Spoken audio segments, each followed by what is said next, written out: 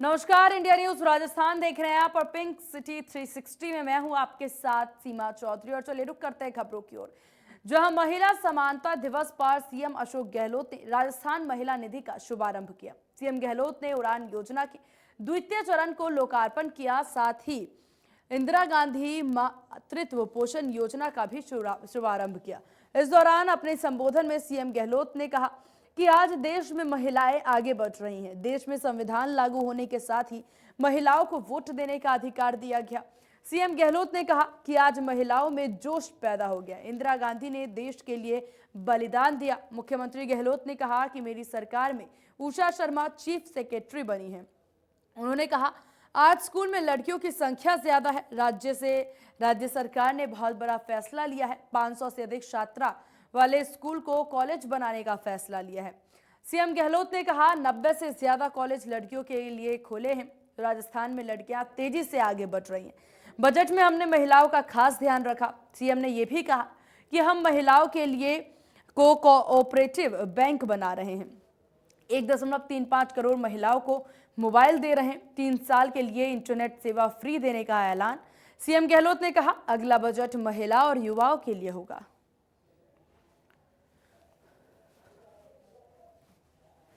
राजस्थान में chief secretary जो है, जो ब्यूरोक्रेसी में सबसे बड़ा पद होता है, वहां पे भी मेरे कार्यकाल में दोनों बार महिला को मैंने चीफ सेक्रेटरी बनाया है। पहली मैं जब आपके आशीर्वाद से मुख्यमंत्री था, दूसरी बार तब श्रीमती कुशल सिंह नाम की महिला जो थी वो चीफ सेक्रेटरी बनी। पहली चीफ सेक्रेटरी बनी आजादी के बाद में मेरे वक्त। और आज उषा शर्मा जी काम संभाली पूरे राजस्थान का। आप समझ सकते हो कि महिलाओं की ताकत कितनी बड़ी है राजस्थान के अंदर। 6 साल में खोले हैं करीब 250 कॉलेज। हमने अभी 3 साल में खोल दिए हैं 210 कॉलेज। उसमें 90 के आसपास कॉलेज खोले हैं, खाली गर्ल्स के कॉलेज खोले हम लोगों ने, लड़कियों के कॉलेज खोले हैं। घर में बीमारी किसी की भी आ सकती है, 10 लाख तक का इलाज का फ्री होगा, ये हमने तय किया है। बीमा करके आपका फ्री के अंदर, और साथ में 5 लाख का बीमा किया गया है एक्सीडेंट का भी उसी के अंदर। एक्सीडेंट का मतलब खाली रोड एक्सीडेंट नहीं है। अगर वो पानी में डूब जाए, अभी बरसात में कई बच्चे डूब गए थे, सबको 5-5 लाख रुपए मिल गए, उनके घर वालों को मिल गए। बीमा साथ में किया, एक्सीडेंट का भी किया है। 10 लाख के बीमे में मान लो कोई बीमारी बड़ी आ गई, लिवर ट्रांसप्लांट या किडनी ट्रांसप्लांट, ज्यादा पैसे खर्च हो रहे हैं, 15 लाख रुपए खर्च हो रहे हैं, 10 लाख के अलावा वो इलाज भी सरकार करवाएगी। ऐसी स्कीम हिंदुस्तान में कहीं पे भी नहीं जो कि राजस्थान में लागू की हम लोगों ने। शिक्षा के क्षेत्र में, स्वास्थ्य के क्षेत्र में आपको बताया ममता भूपेश जी ने उड़ान योजना के बारे में संकोच करने की आवश्यकता नहीं है। जमाना बदल गया, हम लोग 21st सेंचुरी में आ गए हैं। अगर गांव की महिलाएं संकोच करेगी, बीमार पड़ती है, बांझ बन जाती है, बच्चे नहीं होते उनके, कुपोषण होता उनका, उनके लिए बहुत बड़ा फैसला उड़ान योजना का किया। नैपकिन देने का करीब 600 करोड़ रुपए खर्च करेंगे हम लोग, 600 करोड़ रुपए खर्च करेंगे। तमाम महिलाओं को 12 नैपकिन मिलेंगे। स्वस्थ रह सकती है, बीमार नहीं पड़ेगी, बाढ़ नहीं बनेगी, वरना बहुत बड़ी प्रॉब्लम पैदा होती है हम लोगों के सामने। संकोच करने का जमाना गया राजस्थान में। वहीं सीएम ने गुलाम नबी के इस्तीफे पर बयान दिया। उन्होंने कहा उनके इस्तीफे से आघात लगा। 42 साल तक वो हमारे साथ रहे। साथ ही कहा कि गुलाम नबी आजाद को इंदिरा गांधी, सोनिया गांधी ने मौका दिया। वहीं मुख्यमंत्री अशोक गहलोत ने सोनिया गांधी को विदेश दौरे के दौरान इस्तीफे देने पर सवाल उठाए। सीएम गहलोत ने और क्या कुछ कहा, आइए आपको सुनाते हैं। उस रूप में इनको उस वक्त से लगा के आज तक 42 साल तक इनको सब पदों पर, चाहे वो कभी महाराष्ट्र आए हों एमपी बन के तो वहाँ से बनाए इनको 2 बार, राष्ट्र में आए हो 5-6 बार तो वहाँ उनको मौका मिला है। अवसर देने में कांग्रेस ने कमी नहीं रखी, हाईकमान ने भी और कांग्रेस ने। आज जो कुछ भी हमारी पहचान देश के अंदर है, 135 करोड़ की आबादी है, कौन किसको जानता है? आज हम लोग जो भी हैं, हमारी पहचान कांग्रेस और हाईकमान के विश्वास के कारण है हमारी पहचान। आप बताइए, उस वक्त से आज सोनिया जी ने कांग्रेस बचा के रखा, आज वो गई है चेकअप के लिए अमेरिका और आप पत्र साया कर रहे हो। ये मैं समझता हूँ कि मानव स्वभाव के खिलाफ है, ये संवेदनशीलता के खिलाफ मैं मानता हूँ। पत्र में ये कहा कि चापलूसों की संख्या बढ़ गई है, इसलिए वो संजय गांधी के वक्त में चापलूस माने जाते थे सब लोग। आज जिनको चापलूस वो कहते दूसरों को, उस वक्त में गुलाम नबी आजाद साहब से लगा के जो संजय गांधी के साथ थे वो चापलूस ही माने जाते थे, साइकोफेंट माने जाते थे उस वक्त में। पर संजय गांधी ने परवाह नहीं करी, तब जाके आजाद साहब इतने बड़े नेता बने।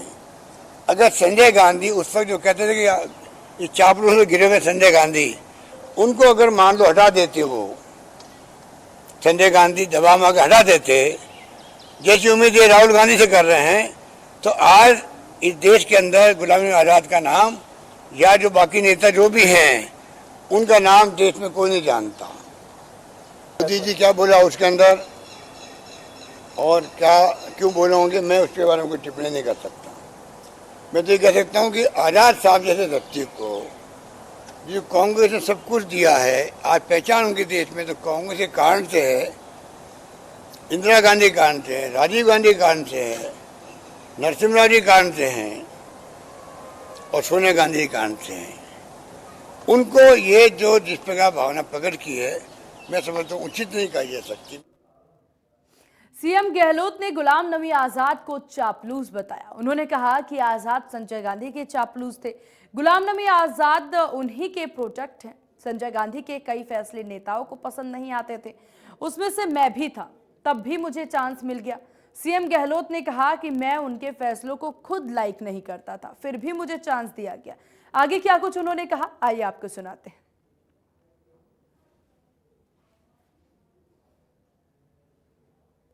उनको आज जिनको चापलूस वो कहते दूसरों को, उस वक्त में गुलाम नबी आजाद साहब से लगा के जो संजय गांधी के साथ थे वो चापलूस ही माने जाते थे, साइकोफेंट माने जाते थे उस वक्त में।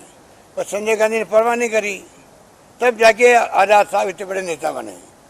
अगर संजय गांधी उस वक्त जो कहते थे कि ये चापलूस में गिरे हुए संजय गांधी, उनको अगर मान लो हटा देते, वो संजय गांधी दबाव में हटा देते, जैसी उम्मीद ये राहुल गांधी से कर रहे हैं, तो आज इस देश के अंदर गुलाम नबी आजाद का नाम या जो बाकी नेता जो भी हैं उनका नाम देश में कोई नहीं जानता।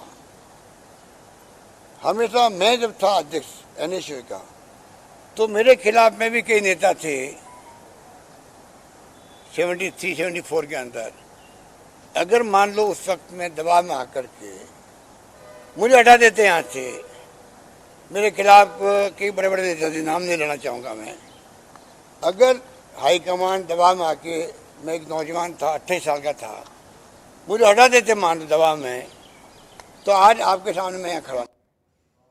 जयपुर के बीजेपी प्रदेश कार्यालय में पूर्व मंत्री वासुदेव देवनानी ने प्रेस कॉन्फ्रेंस की, जिसमें उन्होंने मोदी @20 की चर्चा की। उन्होंने कहा, मोदी @20 का मतलब यह है कि उन्होंने सत्ता में 20 साल रहकर काम किया। आज तक मोदी पर कोई भ्रष्टाचार के आरोप नहीं लगे। मोदी 2001 से पहले बसों में, ट्रेनों में घूमे और लोगों को चाय पिलाते रहे। देवनानी ने कहा, यह पुस्तक सभी को पढ़नी चाहिए। पीएम मोदी ने राजनीति की सोच को बदला है। वहीं मोदी @20 और गीता की तुलना मामले पर उन्होंने कहा कि दोनों का अलग अलग महत्व है।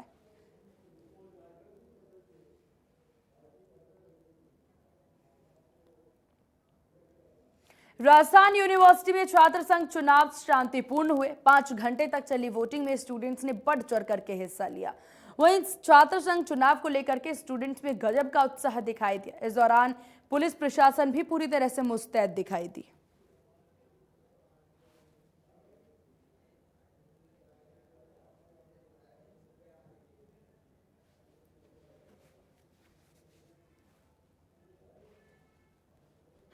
जो मेरे पास में नंबर है, क्योंकि अभी इधर प्रतिशत नहीं निकाली हुई है तो मैं एकदम से नहीं निकाल पाऊंगी।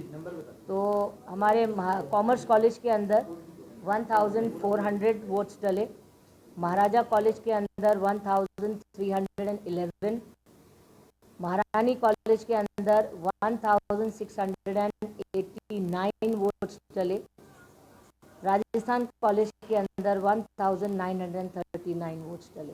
ये हमारे जो बड़े संगठक कॉलेजेस हैं उनकी डिटेल्स हैं। बाकी लॉ कॉलेज मॉर्निंग इवनिंग वो सब भी हैं, अगर आप देखना चाहें तो। ओवरऑल परसेंटेज जो हमारी वोटकास्ट की रही है वो है 48.39 और आरआर की गई है 70.48। सो we are very happy that the arrangements made for the students regarding e-rickshaws and buses, they have done their good job.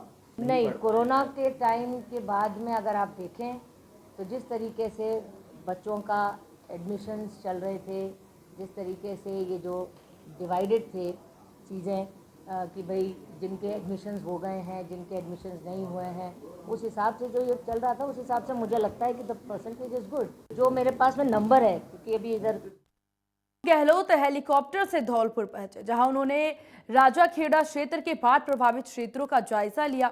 वहीं आपको बता दें अंजुआ, पुरैनी, बक्सापुरा, चिलपुरा आदि गांवों का भी दौरा किया। उन्होंने कलेक्टर अनिल कुमार अग्रवाल और एसपी धर्मेंद्र सिंह के साथ मौजूद राजाखेड़ा विधायक रोहित बोहरा से हालातों की जानकारी ली।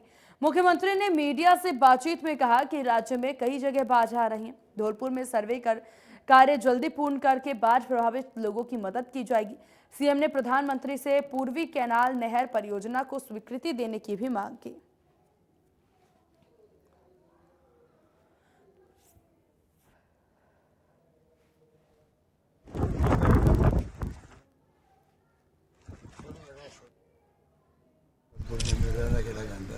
वो भी हमारी पार्टी को जो कुछ कमी आने देगी। सर कोई स्पेशल पैकेज दिया जाएगा सर? खाने के पैकेट बांट रहे हैं तो कोई कमी नहीं आएगी। और उधर का खेल है, अभी देखिए अभी बरसात होने वाली है, ये तो अलग बात है, पर सरकार इधर से पूरी कोशिश कर। ये जो बाढ़ की समस्या आ रही है ये मैं समझता हूँ हल हो सकती है। और ERC में इतनी शानदार योजना बनाई गई है, पिछली गवर्नमेंट बनाई है, हमने तो बनाई नहीं थी, तब भी हम पूरा करना चाहते हैं। और एक राष्ट्रीय परियोजना घोषित करने के लिए दबाव बना रहे हैं प्रधानमंत्री नरेंद्र मोदी जी पर भी। आपने वादा किया था जयपुर में, अजमेर में खुद बोल के गए हैं, एक्सप्लेन किया योजना। राजस्व मंत्री रामलाल जाट ने हनुमानगढ़ जिले के पल्लू में नवसृजित तहसील का उद्घाटन किया। इस दौरान बंजर भूमि एवं चारागाह विकास बोर्ड अध्यक्ष संदीप चौधरी, केश कला बोर्ड अध्यक्ष महेंद्र गहलोत सहित कलेक्ट्रेट और नोहर विधायक अमित चाचन भी मौजूद रहे। इस दौरान आयोजित सभा में मंत्री रामलाल जाटव ने कहा कि राजस्थान सरकार आमजन को सुविधा देने के लिए प्रतिबद्ध है। वहीं पत्रकारों से बातचीत करते हुए उन्होंने कहा कि प्रशासन गांवों के संग अभियान में बहुत अच्छा कार्य हुआ है। और भू नक्शे जो हमारी जमीनों के जो नक्शे थे के लिए मैं तो राजस्व मंत्री रामलाल जाट ने हनुमानगढ़ जिले में पल्लू में नवसृजित तहसील का उद्घाटन किया है। वहीं आपको बता दें कि इस दौरान बंजर भूमि एवं चारागाह विकास बोर्ड अध्यक्ष संदीप चौधरी और साथ ही साथ केश कला बोर्ड अध्यक्ष महेंद्र गहलोत सहित कलेक्ट्रेट और नोहर विधायक अमित चाचन भी उस दौरान मौजूद रहे। वहीं आपको बता दें मंत्री रामलाल जाटव ने इस दौरान कहा कि राजस्थान सरकार आमजन को सुविधा देने के लिए प्रतिबद्ध है। पत्रकारों से बातचीत भी वो करते नजर आए और अपने बातचीत में उन्होंने कहा कि प्रशासन गांव के संग अभियान में बहुत अच्छा कार्य हुआ है। और भू नक्शे जो हमारी जमीनों के जो नक्शे थे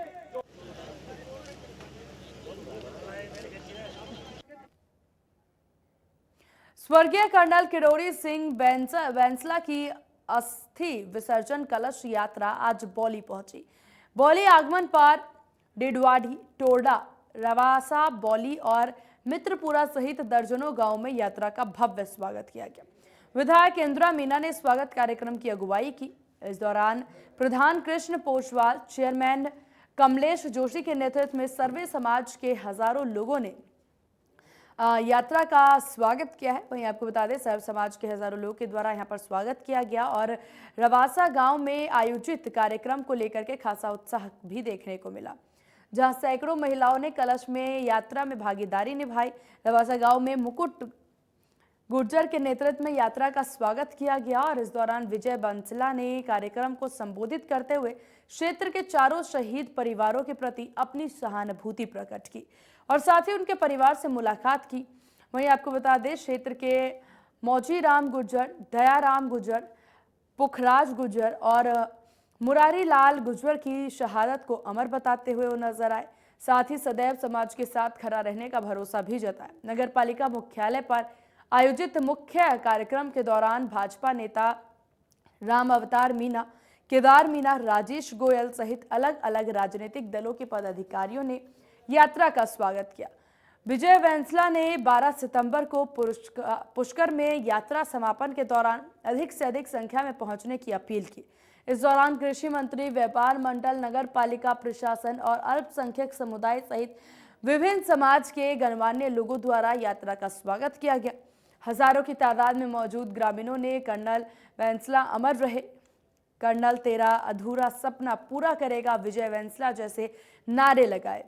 कार्यक्रम के दौरान वक्ताओं ने कर्नल वेंसला के नारी शिक्षा सहित अन्य आदर्शों को आत्मसात करने की अपील की। कार्यक्रम के दौरान किसान नेता मुरली राम गुर्जर, कांग्रेस नेता बत्तीलाल गुर्जर, अफजल खान, समाज सेवी ओम प्रकाश जोशी सहित कई गणमान्य मौजूद थे। बौली सवाई माधोपुर